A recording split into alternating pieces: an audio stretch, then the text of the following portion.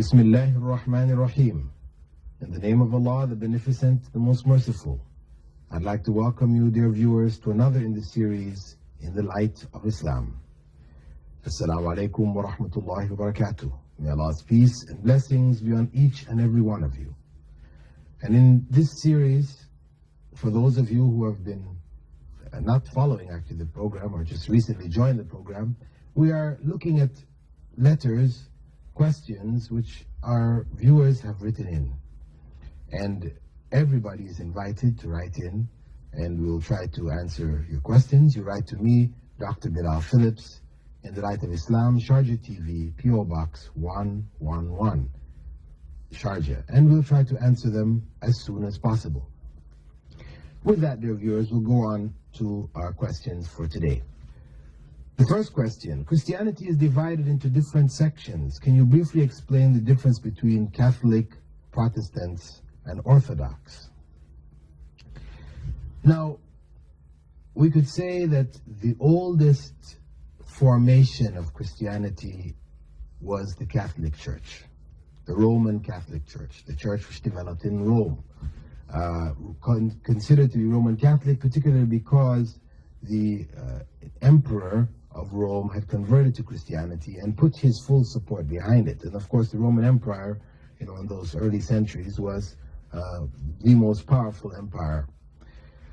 From the Roman Catholic, there was a break-off which came to be known as the Eastern Orthodox. Their practices are virtually the same.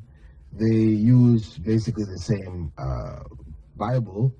However, they don't accept the head of the Catholic Church, the Pope, as being the head of Christianity. They have their own head. They celebrate Christmas in January the 6th instead of December the 25th, as both Catholics and the rest of the Protestants do.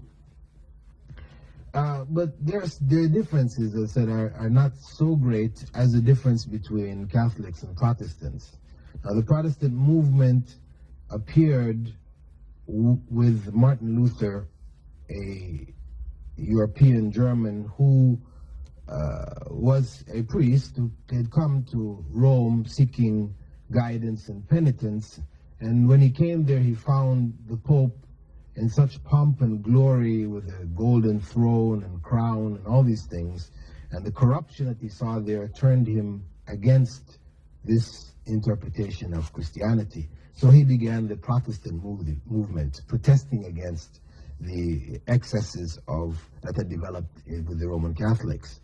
And with it, as it developed, this movement developed, a number of practices of Roman Catholic practices were discarded.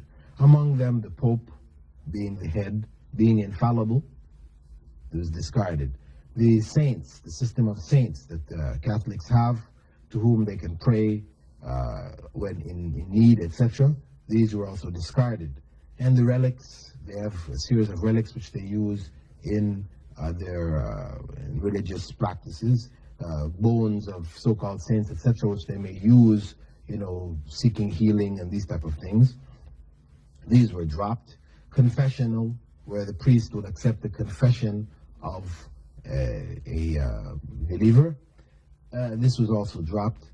And 7 of the books which were in the Catholic Bible were also discarded and classified as part of the Apocrypha, or the unauthentic or inauthentic books of the Bible. So the Protestant Bible now has 7 books less than the Catholic Bible.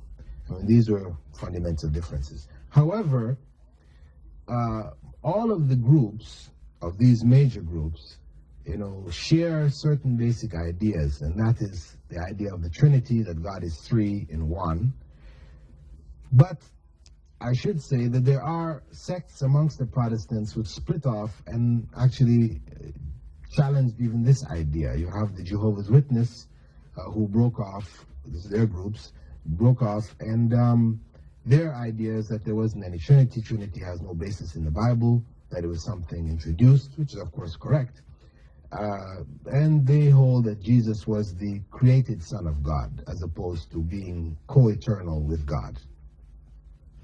You also have the Seventh-day Adventists who broke off, and they returned the Sabbath to Saturday from Sunday. And there are other groups, the Mormons in America, quite a large group.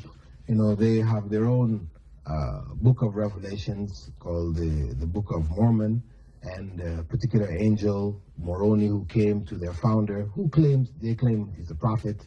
You know, so you have a bunch of other groups that have split off. In the Philippines, you have Felix Manalo, who claimed prophethood also, you know, using the Bible as his basis also. And a variety of groups have appeared where people have claimed prophethood. And but in general, we could say the vast majority of Christianity is divided between the Catholics, who represent approximately 50% of Christians, and the Protestants, 50%. You know, and as I said, they have not agreed on the Bible itself. The second question: what are the importance of minarets? Can a mosque be built without it? Now, the minaret, or minara, which literally means lighthouse, originally this was called the me'dana, which means the place from which the adhan, or call to prayer, was made. Now, in the time of the Prophet, people would just stand outside of the mosque and call the people to prayer. This Allahu Akbar, this that you hear over the microphones today. As the town got bigger, you know, then it was necessary to stand. They stood on top of the mosque when they called, you know, on an elevated platform. And as the buildings got bigger and bigger, the town got bigger and bigger, then they put an elevated platform on top of the mosque itself. And eventually this evolved into what we now know as the minara, or minaret. Originally, people, they would move around the minaret as they were calling people to prayer, and they would raise their hands like this to focus the sound, you know, in a particular direction.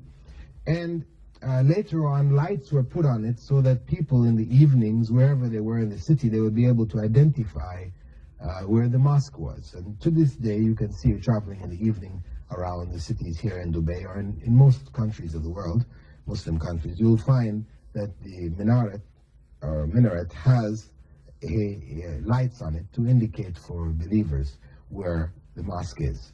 And as such, it came to be known as minara, or the lighthouse, you know. But it has no significance in its religious significance, in the sense that a mosque with loudspeakers today don't need to have it. It is tradition, people, because they built this, evolved and developed at a particular period in time, and mosques continue in many places where this was their tradition to build using it. However, you may find mosques in many parts of the world, in Malaysia, in America, where it's built without it, because the microphone is sufficient to carry the call to prayer to the mass of people. With that, dear viewers, I'd like to conclude this segment of the program, and we'll be going on to some other questions in the next segment. I hope the points that have been explained here have been of some benefit to you all, and I hope you'll continue to watch the coming segments. With that, dear viewers, I bid you all farewell. Wassalamu alaikum wa rahmatullahi wa barakatuh.